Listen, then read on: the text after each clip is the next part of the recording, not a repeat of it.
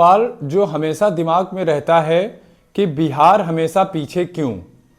जो आईएएस की factory, UPSC क्रैकरों का हब, जिसने ना जाने अनगिनत आईएएस आईपीएस दिए इस देश को, वो बिहार हमेशा पीछे क्यों, ये सवाल हमेशा माइंड में घूमता है।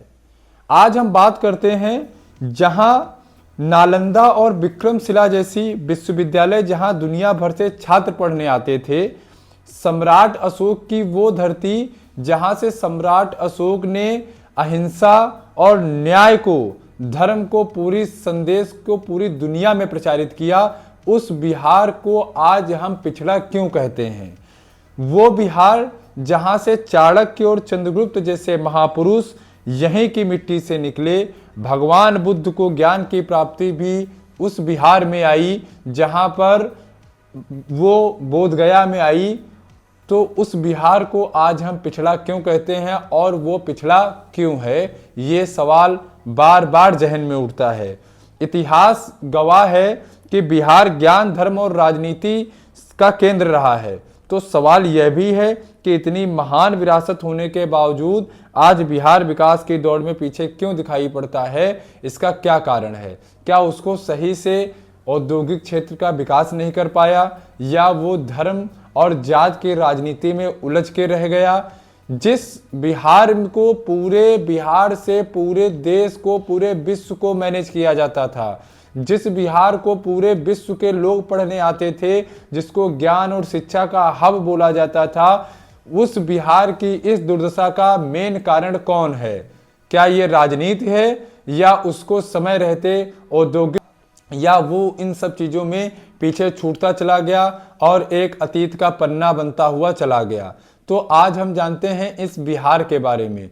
अंग्रेजों ने भी बिहार में कोई भी बहुत बड़ी डेवलपमेंट करने की नहीं सोची। बिहार को हमेशा से मजदूरों की फैक्ट्री बना करके रखने वालों को बिहार कभी माफ नहीं करेगा। बिहार को क्यों नहीं डेवलपमेंट किया गया?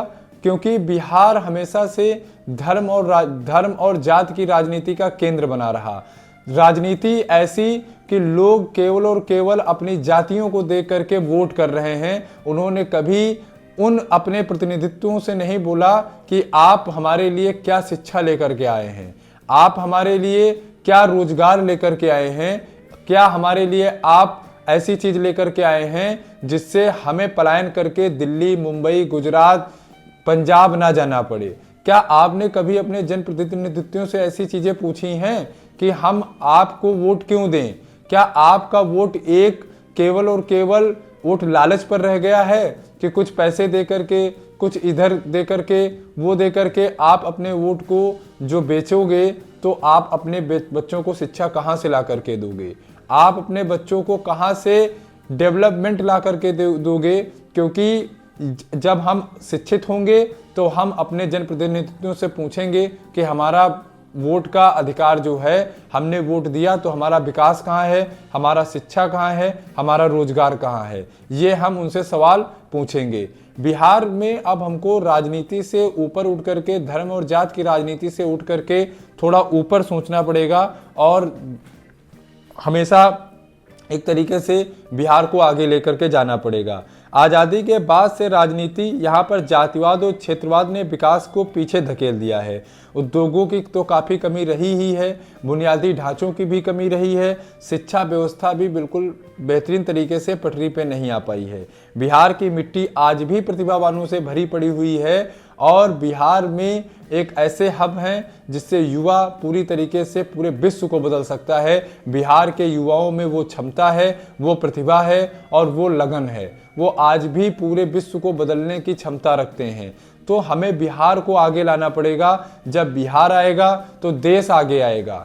अब बिहार को पलायन फैक्ट्री नहीं बनाना है और बिहारियों को किसी भी हीन भावना से देखने वालों को ऐसा बिहार बनाना है। बिहार क्यों गुजरात नहीं बन सकता?